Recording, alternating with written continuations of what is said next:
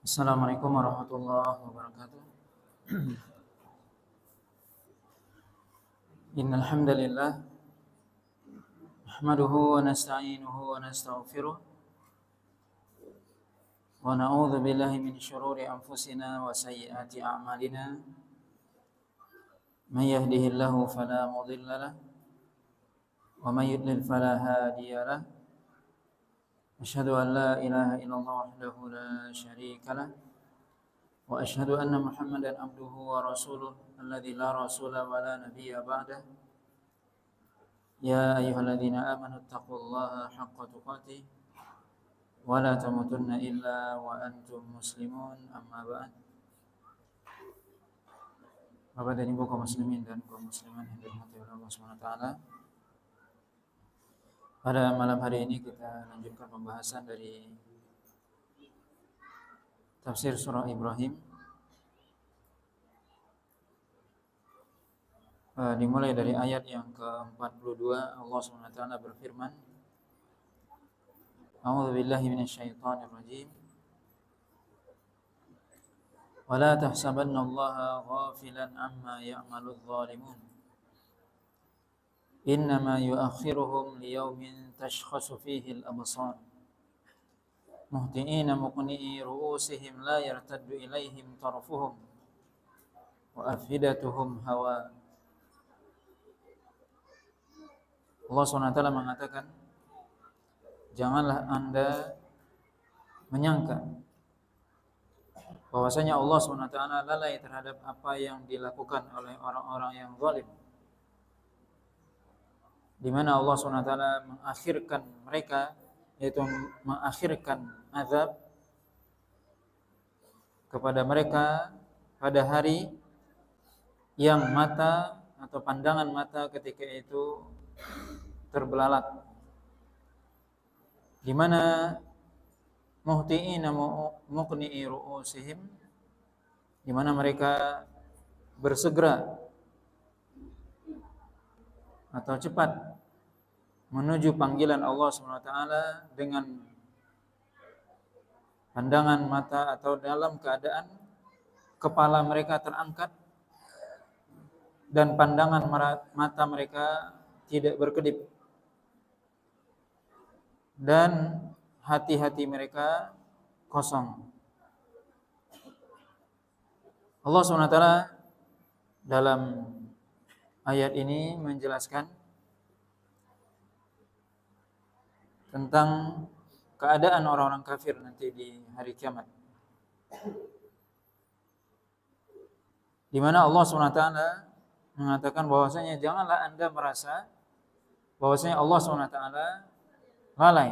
Jangan menyangka, mengira Allah SWT itu lalai terhadap perbuatan zalim yang dilakukan oleh orang-orang yang zalim. Maka para ulama menjelaskan ayat ini merupakan atau di dalamnya ada peringatan kepada orang-orang yang zalim, sekaligus sebagai penghibur bagi orang-orang yang dizalimi. Bahwasanya Allah SWT memperingatkan, Allah tidak lalai terhadap apa yang dilakukan oleh orang-orang yang zalim. Ini peringatan buat orang yang zalim, bahwasanya mereka akan dibalasi, diberikan balasan sesuai dengan kezaliman yang mereka lakukan, baik kezaliman terhadap hak Allah, di mana mereka melanggar hak Allah, atau kezaliman yang mereka lakukan terhadap hak manusia. Maka Allah SWT akan membalas. Di sisi yang lain, ayat ini juga menjadi penghibur bagi orang yang dizalimi. Ketika dia dizalimi oleh orang lain, maka Allah SWT tidak lalai. Allah SWT melihat, mendengar, mengetahui. Maka Allah akan membalas perbuatan zalim yang dilakukan oleh orang yang zalim tersebut. Allah SWT katakan, innama yu'akhiruhum liyaumin tashkhasu fihi al-absar. Allah SWT mengakhirkan balasan kepada mereka di hari yang mata ketika itu tashkhas, ya, artinya terbelalak, Mata mereka saking ketika mereka melihat sesuatu yang sangat mengerikan, yaitu azab api neraka, maka mata mereka tidak berkedip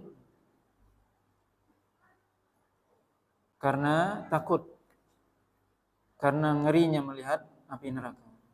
Allah SWT kata muhtiina, yaitu muhtiin artinya mereka cepat ketika dibangkitkan oleh Allah SWT dari kuburan. Seluruh manusia itu menuju Allah SWT.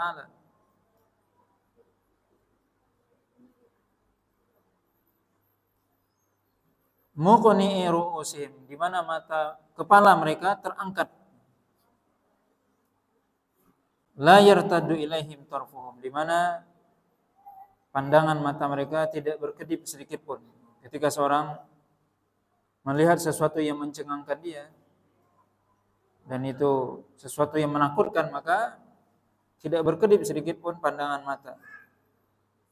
Disebabkan ketakutan, kecemasan yang mereka lihat dari azab Allah SWT. Maka ini gambaran yang disebutkan oleh Allah SWT tentang keadaan orang-orang yang zalim di hari kiamat, bagaimana mereka akan melihat azab Allah SWT. Karena saking dahsyatnya azab Allah SWT, dahsyatnya hari kiamat, maka mata mereka tidak berkedip sedikit pun. Wa afhidatuhum hawa, dan hati mereka menjadi kosong. Kosong dalam artian, kata para ulama, karena kosong, tidak bisa berpikir atau tidak memahami, dan karena takut. Ketika melihat azab Allah SWT, maka hati menjadi takut. Bahkan seolah-olah hatinya naik ke kerongkongannya. Wa anzirin nasa yawma ya'tihimul adzab fayaqulu alladhina zalamu rabbana akhirna ila ajalin qarib nujibu da'wataka wa nattabi'ir rusul awalam takunu aqsamtum min qablu ma lakum min zawal.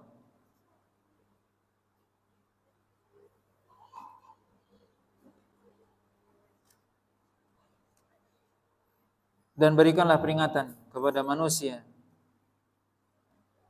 pada hari yang mereka azab mendatangi mereka. Kemudian orang-orang yang zalim mengatakan, Rabbana akhirna ila ajalin qarib. Wahai Rabb kami, tangguhkan bagi kami.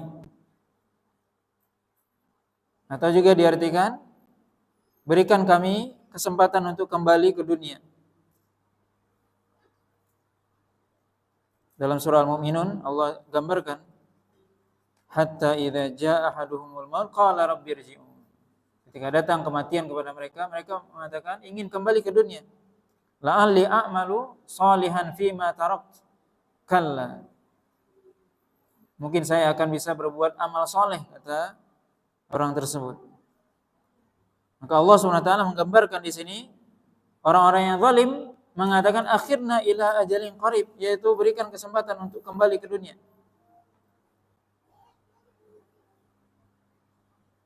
Dalam surah Sajdah Allah katakan, Rabbana abasarna wa sami'na farji'na na'mal salihan inna muqinun.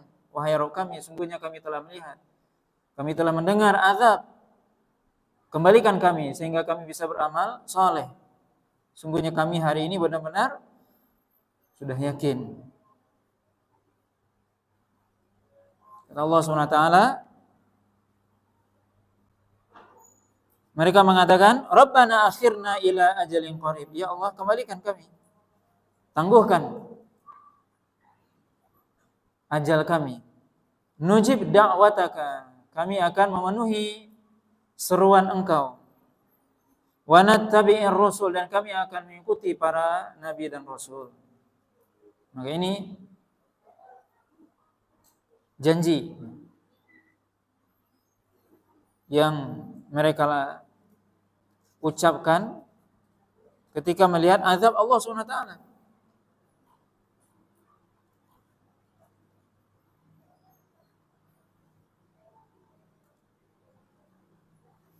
Allah Subhanahu wa taala mengatakan, "Awalam takunu aqsamtum min qablu ma lakum min zawal."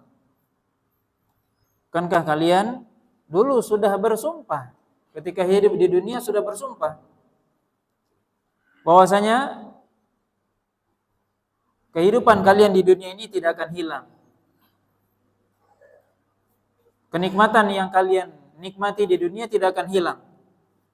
Kalian bersumpah bahwasanya kalian akan kekal di dunia dan tidak akan ada hari kebangkitan. Itu mereka sumpah. Orang-orang kafir, mereka mengingkari akan adanya hari berbangkit. Allah mengatakan di sini, awalam takunu aqsamtum min qablu ma lakum min zawal. Bahwasanya kalian dulu di dunia sudah bersumpah dan meyakini bahwasanya kenikmatan di dunia ini tidak akan hilang, akan kekal, dan tidak akan ada hari berbangkit. Itu orang-orang kafir mengatakan seperti itu. Dalam Al-Quran Allah SWT juga menyebutkan bahwasanya orang-orang kafir mereka berkeyakinan bahwasanya tidak ada hari berbangkit.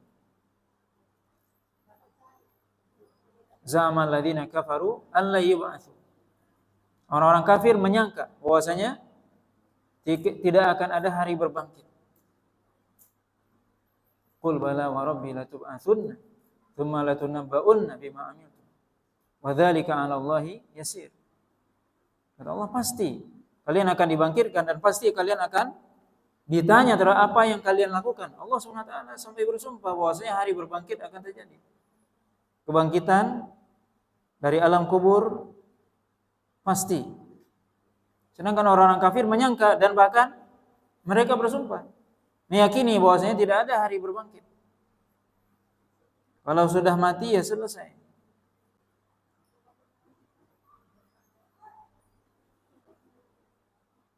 Allah SWT mengatakan, dulu kalian sudah bersumpah bahwasanya kenikmatan tidak akan hilang. Wasakantum fi masakinil ladzina zalamu anfusahum wa tabayyana lakum kaifa fa'alna bihim wa darabna lakumul amsal. Dan kalian sudah tinggal di tempat-tempat yang orang-orang zalim, yaitu orang-orang zalim yang mereka menzalimi diri mereka, itu sudah dihancurkan oleh Allah SWT. Kalian tinggal di tempat, di bumi, di tempat, di negeri yang juga di situ dulu ada orang-orang zalim yang sudah dihancurkan oleh Allah SWT. Yang kalian baca, yang kalian dengar beritanya. Dan juga kalian tahu bagaimana akibat terhadap kezaliman mereka. Wa tabayyana lakum kaifa fa'alna bihim, dan kalian tahu apa yang kami lakukan terhadap mereka. Allah SWT mengingatkan, bukankah kalian, ya terutama ini kepada orang-orang kafir Quraisy yang mereka tinggal di negeri atau dekat dengan negeri-negeri kaum yang sudah Allah hancurkan, kaum Nabi Nuh, kaum Nabi Lut, kaum Nabi Saleh, Nabi Hud, dan seterusnya. Maka Anda semua tinggal di negeri tersebut, di tempat-tempat tersebut, atau yang dekat dengannya, kalian dengar beritanya, kata Allah SWT, kalian baca, wa tabayyana lakum, dan juga kalian tahu bagaimana kami memperlakukan mereka, bagaimana kami mengazab mereka karena kezaliman. Tapi kalian masih zalim juga. Wa darabna lakumul amsal, dan kami berikan kepada kalian perumpamaan, permisalan, tapi tidak juga mengambil pelajaran. Wa qad makaru makrahum wa indallahi makruhum wa in kana makruhum litazula minhul jibal. Dan sungguh mereka membuat tipu daya, berbagai macam siasat, tipu daya, tipu muslihat. Dan Allah SWT mengetahui tipu daya mereka. Wa in kana makruhum litazula minhul jibal.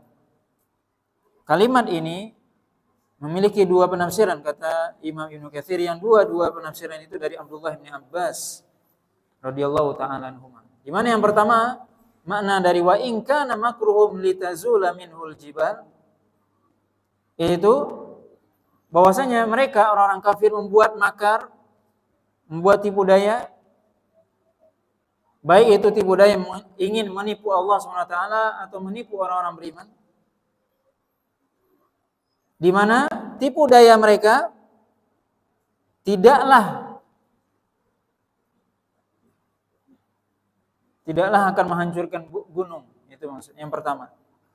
Maka makruhum litazula minhul jibal, bahwasanya tipu daya mereka itu tipu daya yang kecil, tidak akan menggetarkan gunung, tidak akan membuat gunung berguncang. Tipu daya mereka yaitu tipu daya yang kecil.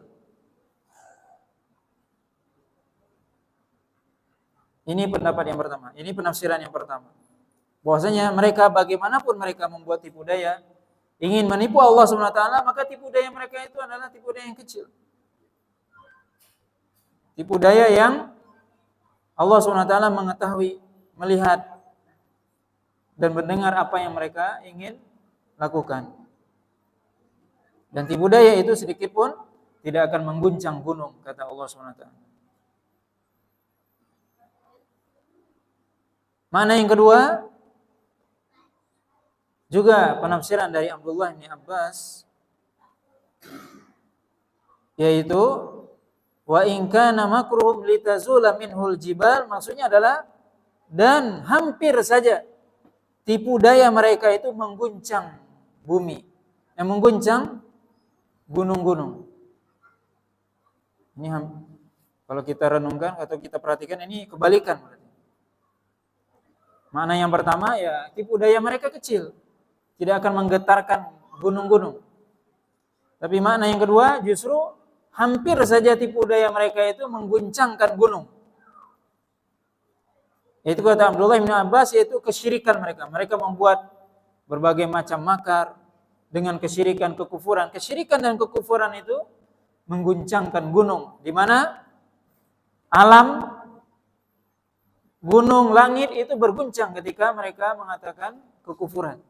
Sebagaimana Allah sebutkan ini dalam surah Maryam, takadu samawati yatafattarna minhu wa tanshaqqul jibal wa tanshaqqul ardu wa takhirul jibal hadda an da'u lirrahmani walada. Hampir saja langit itu pecah, ya, langit itu pecah, hampir saja langit itu pecah, kata Allah SWT. Dan bumi hampir saja terbelah, dan hampir saja gunung-gunung itu bergetar ketika mereka mengatakan Allah punya anak. Maka ayat ini dalam akhir surah Maryam menunjukkan bahwasanya kesyirikan dan kekufuran itu mengguncang gunung dan juga langit, bumi. Kenapa? Karena saking buruknya yang mereka katakan.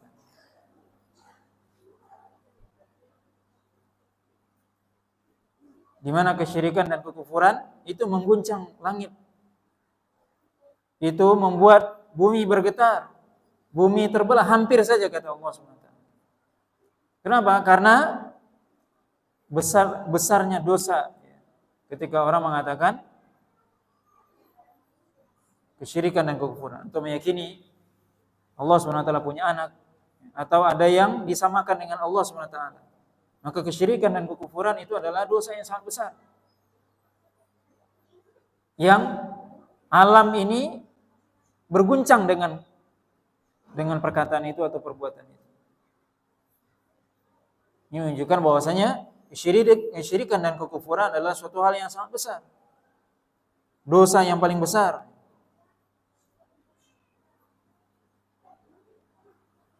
Maka ini dua penafsiran yang disebutkan oleh Imam Ibnu Katsir, bahwasanya tipu daya orang-orang musyrik ataupun segala macam bentuk keyakinan mereka bisa jadi maksudnya adalah mengguncang bumi ini, mengguncang langit, mengguncang gunung-gunung, karena perkataan itu adalah perkataan yang sangat buruk. Perkataan yang langit saja enggak ridho, bumi enggak ridho dengan kesyirikan dan kekufuran. Atau mana yang kedua, yaitu bahwasanya tipu daya mereka kepada Allah SWT adalah tipu daya yang kecil. Kemudian Allah SWT melanjutkan, "Fala tahsabanna Allah mukhlifa wa'dihi rusulah. Innallaha azizun dzuntiqam."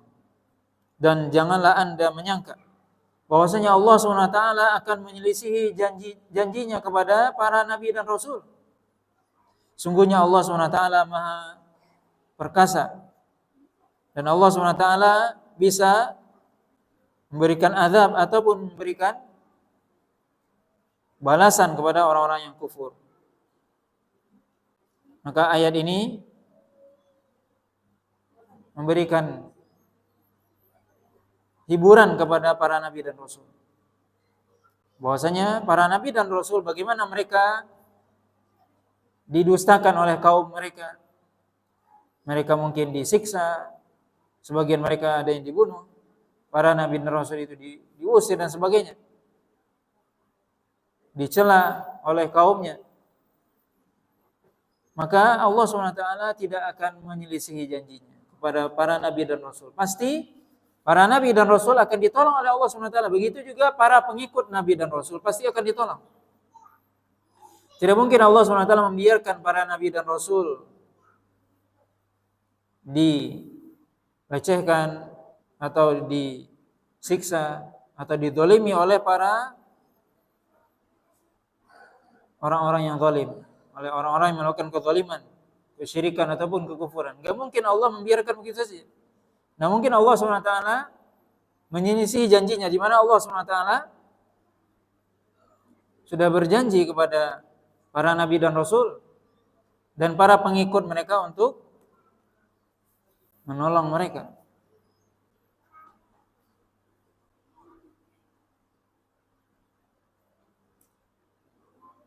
Di mana Allah SWT Maha perkasa. Allah SWT mampu memberikan balasan kepada orang-orang yang zalim tersebut. Tapi sebagaimana dalam ayat sebelumnya tadi disebutkan bahwasanya Allah SWT sengaja mengakhirkan balasan nanti di hari kiamat. Ya, supaya apa? Supaya orang-orang yang zalim ini Allah SWT akan siksa dengan sesiksa-siksanya, dengan siksaan yang pedih. Ketika Allah SWT membiarkan, dan ini menunjukkan bahwasanya seorang ketika melakukan kezaliman, kemudian dia dibiarkan oleh Allah SWT. Mungkin dia tetap dalam kenikmatan yang dia rasakan ketika dia melakukan zaliman. Bisa jadi kenikmatan yang dia alami, yang dia nikmati bertambah dengan dia melakukan kezaliman. Dibiarkan oleh Allah SWT. Maka ini menunjukkan bahwasanya seorang ketika dalam keadaan lapang ataupun dalam keadaan nikmat, maka itu belum tentu menjadi hal yang disukai oleh Allah SWT. Ketika dia dalam keadaan lapang ataupun dia diberikan nikmat, kalau dia menzalimi orang, maka berarti itu adalah bentuk di mana Allah SWT mengakhirkan azab kepada dia. Na'udzubillah. Maka kenikmatan atau kelapangan bukanlah bentuk wujud keridhaan Allah kepada seorang hamba. Belum tentu. Justru itu adalah ujian. Dan seorang hamba, seorang manusia, seorang muslim hendaknya dia senantiasa melihat apakah saya menzalimi orang atau tidak. Sebab kezaliman akan Allah balaskan di dunia dan di akhirat. Bisa jadi Allah SWT akan mengakhirkan. Agar ketika orang itu diberikan balasan di akhirat dengan balasan yang sangat pedih. Allah SWT katakan, "Inna akhdahu alimun syadid." Sesungguhnya azab Allah sangat keras dan sangat pedih. Maka Allah SWT dalam ayat ini mengatakan bahwasanya Allah SWT tidak mungkin menyelisihi janjinya kepada para nabi dan rasul dan orang-orang beriman yang mengikuti para nabi dan rasul, bahwasanya pasti Allah akan menolong mereka. Wa kana haqqan 'alaina nasrul mu'minin. Maka wajib bagi kami, kata Allah SWT, menolong orang-orang yang beriman.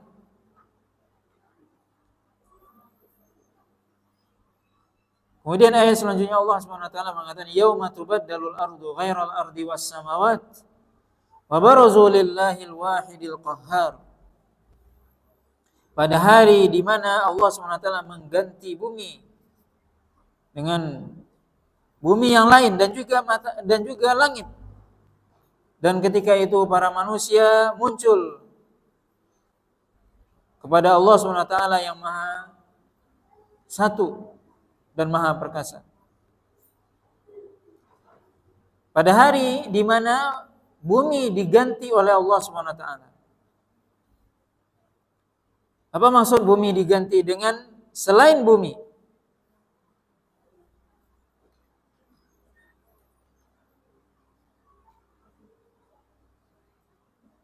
Dalam hadis yang diriwayatkan oleh Imam Bukhari dan Muslim dari sahabat Sahal bin Sa'ad, qala Rasulullah SAW, yuhsyarun nasu yaumal qiyamati ala ardin bayda afra ka qursatin naqi laisa fiha ma'lamun li ahadin. Pada hari kiamat manusia akan dikumpulkan oleh Allah SWT dalam atau di atas bumi yang putih seperti apa? Seperti roti yang putih yang tidak ada di dalamnya atau di atas bumi tersebut tanda, bekas atau jejak. Dalam riwayat yang lain disebutkan bahwasanya akan Allah SWT kumpulkan manusia di bumi yang putih seperti fiddah, seperti perak, kata Nabi SAW.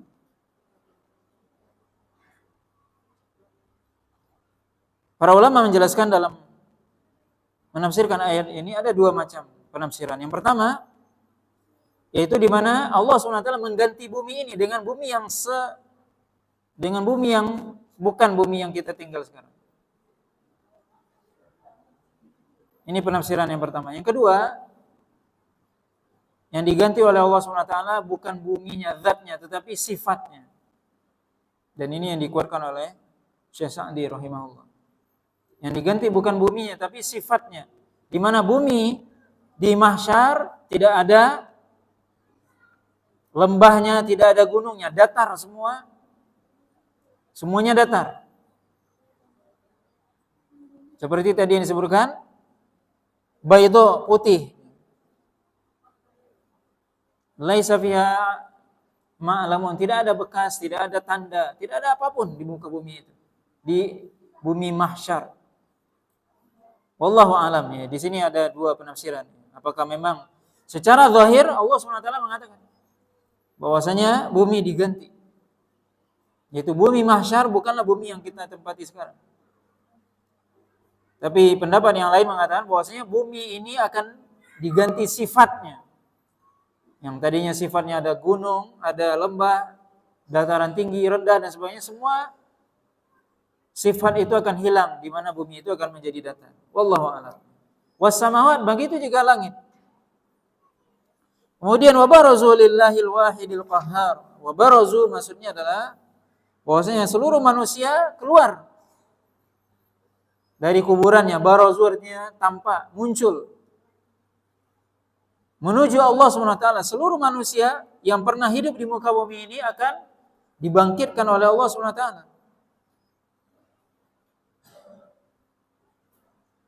Di mana Allah SWT akan menghisab seluruh manusia yang pernah tinggal di muka bumi.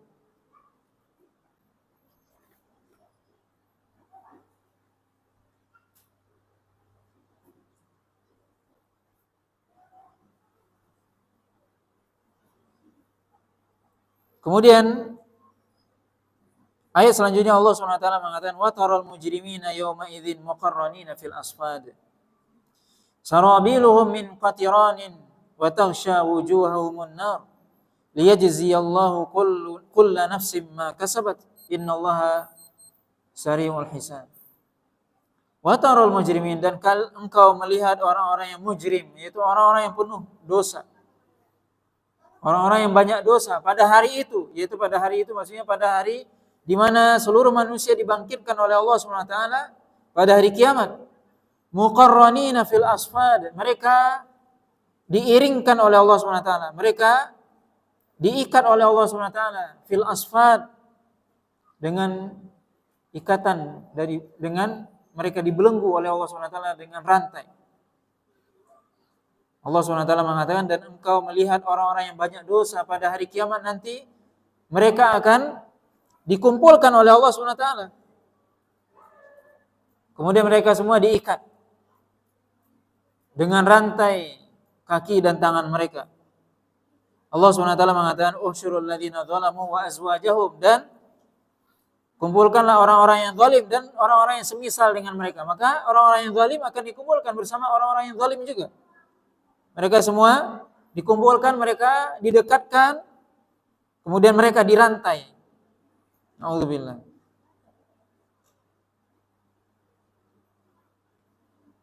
Dalam surah At-Takwir Allah SWT katakan, wa idzan nufusu zuwijat, ketika jiwa-jiwa, diri-diri zuwijat dikumpulkan oleh Allah SWT bersama dengan yang sejenisnya, yaitu orang-orang yang zalim dikumpulkan bersama orang-orang yang zalim.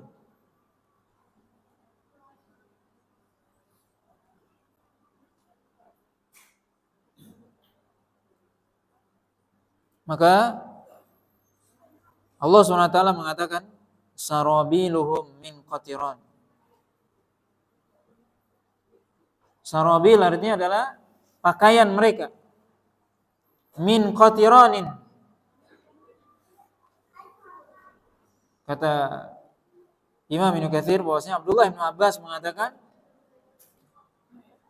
qatiran artinya adalah an-nuhas al-mudhab, yaitu kuningan atau tembaga yang meleleh. Naudzubillah. Sarabiluhum min qatiran, itu pakaian mereka orang-orang yang berdosa. Naudzubillah. Pakaian mereka dari timah atau tembaga yang meleleh, yang dipanaskan. Wa taghsha wujuhahum nar, dan wajah-wajah mereka dikelilingi, diliputi oleh api-api neraka. Wajah mereka, diri mereka, tubuh mereka dikelilingi oleh api neraka. Liyajziyallahu kulla nafsin ma kasabat, agar Allah SWT memberikan balasan kepada setiap diri terhadap apa yang sudah mereka lakukan di muka bumi ini. Innallaha sari'ul hisab, sungguhnya Allah SWT amat cepat hisabnya. Allah SWT menghisab manusia sangat cepat. Tidak ada yang sulit bagi Allah SWT. Sebagaimana Allah SWT juga membangkitkan manusia, seluruh manusia yang pernah hidup di muka bumi ini sejak zaman Nabi Adam sampai hari kiamat, ringan bagi Allah, enggak susah bagi Allah. Allah SWT katakan, ma khalqukum wala ba'thukum illa ka nafsin wahidah. Tidaklah penciptaan kalian dan juga kebangkitan kalian kecuali seperti satu orang saja, kata Allah. Seperti menghidupkan dan membangkitkan satu orang aja. Enggak ada yang susah bagi Allah. Sejak zaman Nabi Adam sampai hari kiamat, berapa orang jumlahnya tidak terhitung mungkin. Hanya Allah yang tahu. Kata Allah SWT dalam surah Luqman, penciptaan kalian dan kebangkitan kalian seperti menghidupkan satu manusia saja. Kalian semua, kata Allah. Tidak ada yang sulit bagi Allah SWT. Gampang bagi Allah SWT menghidupkan.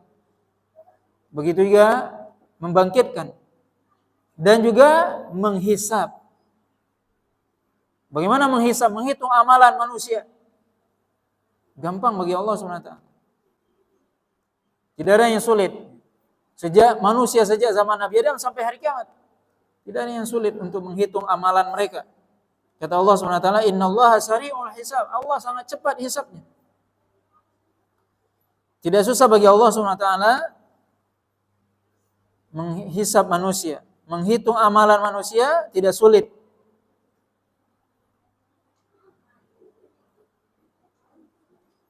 Maka makna sari'ul hisab, kata Imam Ibnu Katsir, makna yang pertama yaitu cepat hisabnya. Tidak lama Allah menghisab manusia. Yang kedua, sari'ul hisab artinya hari hisab itu sudah dekat.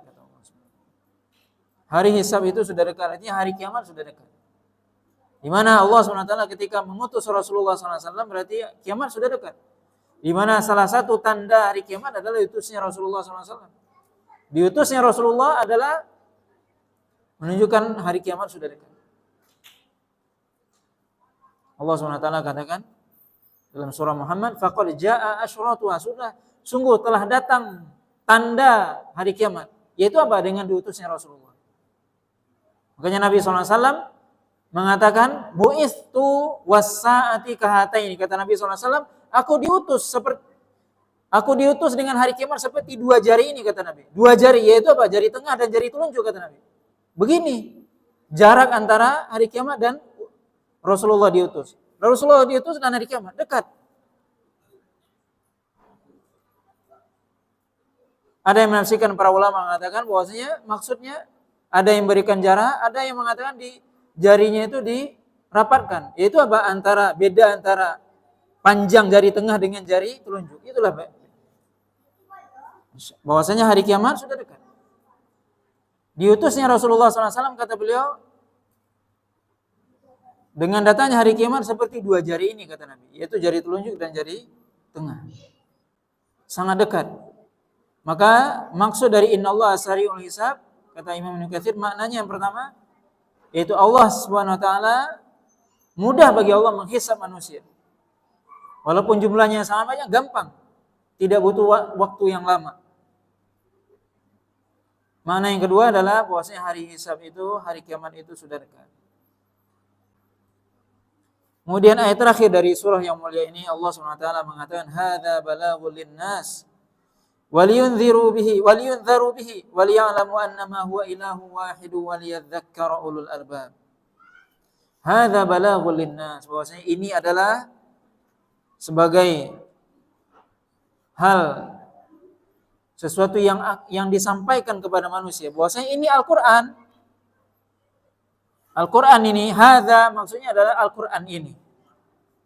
Balaghul linnas sebagai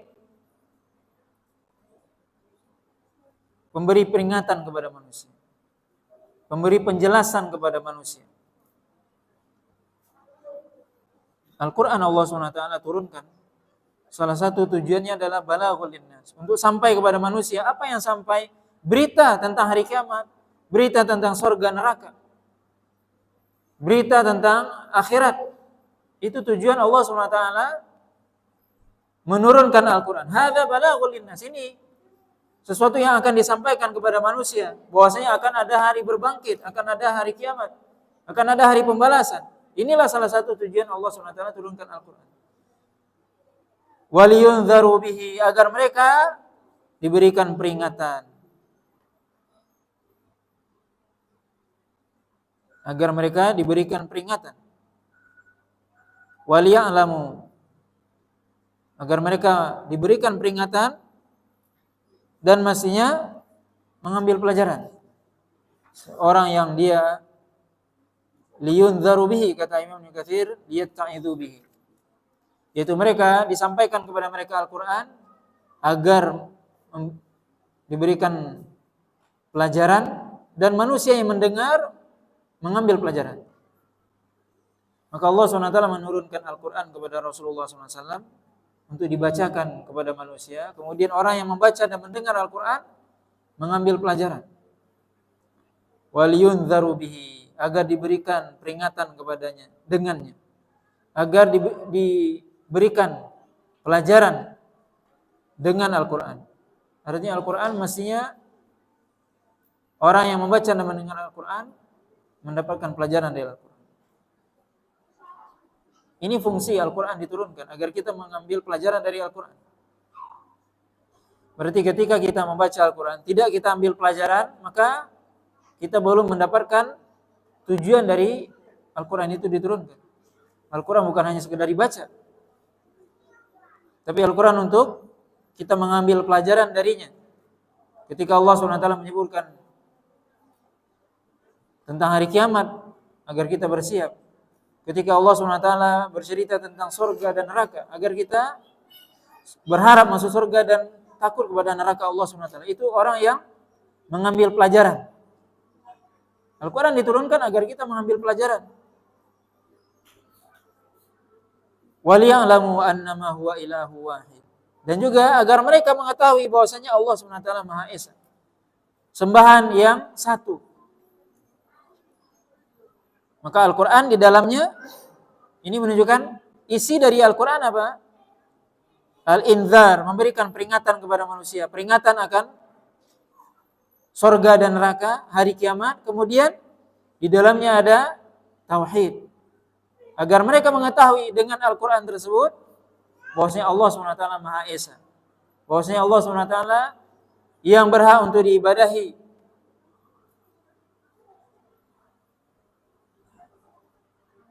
Waliyadzakkar ulul albab. Dan agar ulul albab, orang-orang yang memiliki akal, itu mengambil pelajaran.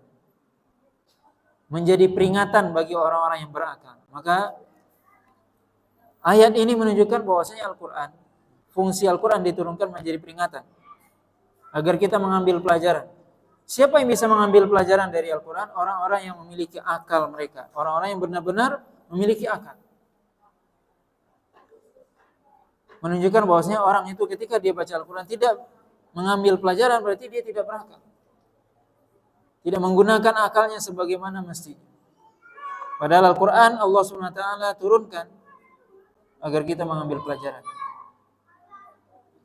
Oleh karena itu mesti wajib bagi kita mempelajari Al-Quran. Bukan hanya sekedar membaca, tapi hendaknya kita mempelajari makna dan tafsirnya agar kita mengambil pelajaran terhadap ayat-ayat yang kita baca ataupun yang kita dengar.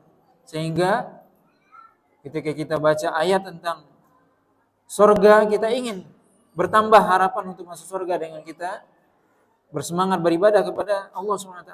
Ketika kita mendengar ayat tentang neraka, kita menjadi takut, khawatir dan tidak jatuh pada perbuatan dosa dan maksiat.